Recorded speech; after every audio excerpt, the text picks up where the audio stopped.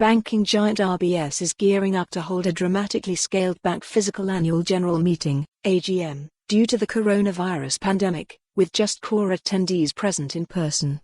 RBS, like all listed companies with a financial year ending in December, has a legal obligation to hold a physical AGM by the 30th of June, with a meeting currently scheduled for the 29th of April at its Edinburgh headquarters.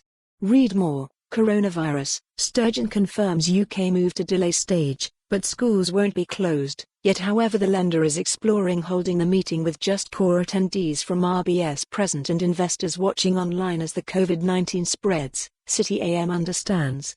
If the AGM goes ahead, we expect it to be an empty room with core attendees and shareholders watching online, an RBS source said.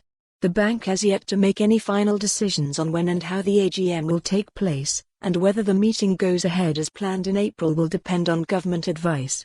The UK government this evening has not banned public gatherings. However, Scottish First Minister Nicola Sturgeon said earlier this afternoon she would recommend cancelling gatherings of more than 500 people in Scotland, where RBS is headquartered.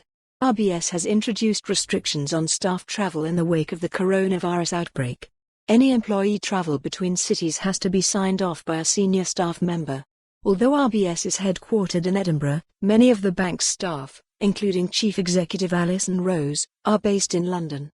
Read more. ECB leaves interest rates unchanged as it unveils coronavirus stimulus measures. Banks across the world are rushing to prepare themselves for a worsening outbreak of COVID-19, with many ordering staff to work from home and testing out contingency plans and backup facilities in case the virus spreads further.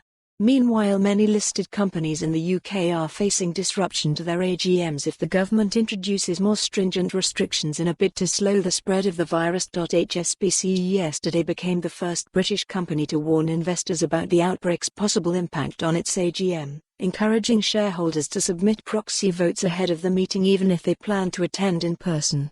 Over 40% of FTSE 100 companies' annual meetings are scheduled to take place in April or May, according to data from law firm Linklaters. AGMs will normally be able to go ahead, even if many shareholders choose, or are forced, to stay away, as the quorum requirement for the AGM to be legally binding is very low for most UK companies, said Linklaters partner Lucy Ferguson. Read more. Number of UK coronavirus cases record biggest daily jump to 590. Traditionally, most investors prefer to be physically present so they can hear directly from and question company executives, she added. However, 2020 could see much smaller gatherings and companies. For more on this story, visit the news article link.